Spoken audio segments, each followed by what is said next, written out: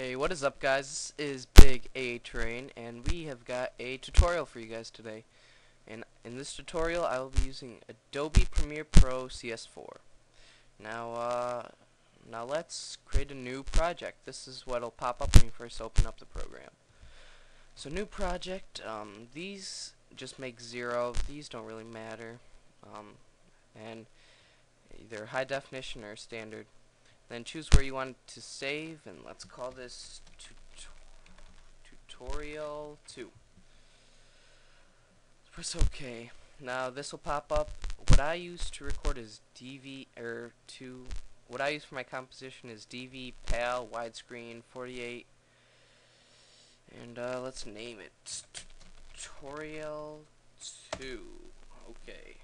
Now this will pop up. Pretty blank screen. Let's start by importing some files. Go up to the top left tab where it says File, click it, Import. Let's find a clip that we want to import. Let's choose this game at Crash. So now we'll see up here, shows the clip we just imported. Let's rename it. So let's click on the text and backspace, let's call it Crash Gameplay. Perfect. Now here we have it. Now let's drag it down into the timeline. I'm going to click on the icon, drag it down, and here it is, the game. Now let's talk a little bit about this down here. Let's say we want to zoom in. You'll see these mountain ranges. You can either click on it or you can just drag this and it'll zoom in on the clip. This is all the way zoomed in, that's all the way zoomed out. And you know, if you need to make some precise cuts or something, you might want it more zoomed in. So here's the clip. And what you notice is it is not the correct size. First of all, this is 4:3 and this is 16:9, and we want this to fit into the 16:9, so let's fix it. Okay, first what we want to do is you click on the clip. So we have it selected, and it'll actually show this first. It'll say source no clips. But the tab to the left of it says Effect Controls, and let's click that, and you'll see Motion, Opacity, Time Renapping, and Volume. What we want to do is resize it, so let's go to Motion. It says Position, Scale, Rotation, Anchor Point, and Anti-Flicker.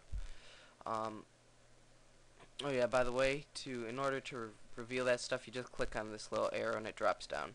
So here we have it. But we want to change the scale of it, so we're going to change that.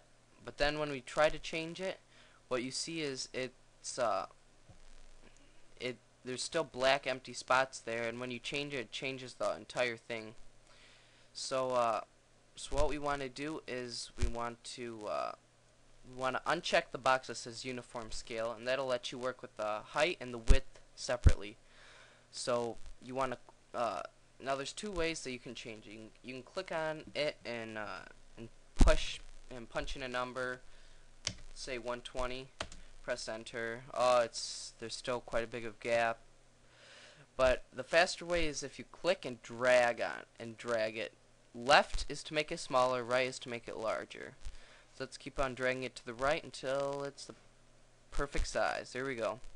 Now we're going to do the same thing for the height until you see no more black, and perfect.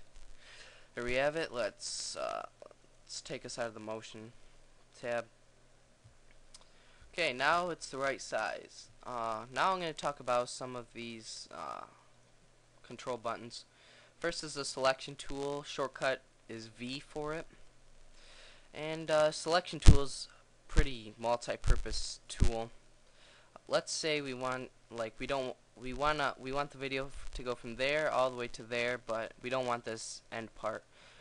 What you're going to do is click on the clip and go to the right side to the very end of it till you see this red bracket pop up. You want to take that and drag it up until it hits the red line, and there you have it. You just shorten the clip. Pretty simple. And also with the selection tool, you can right click on it, and there's all these things which I'm not going to go too in depth with, but yeah, that's the selection tool. Next, let's move to the razor tool.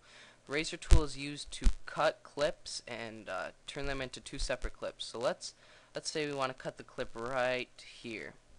Just click it, and there we have it. Let's take the selection tool, zoom in a bit, and we'll see you have a clip right there and a clip right there. Two completely separate clips.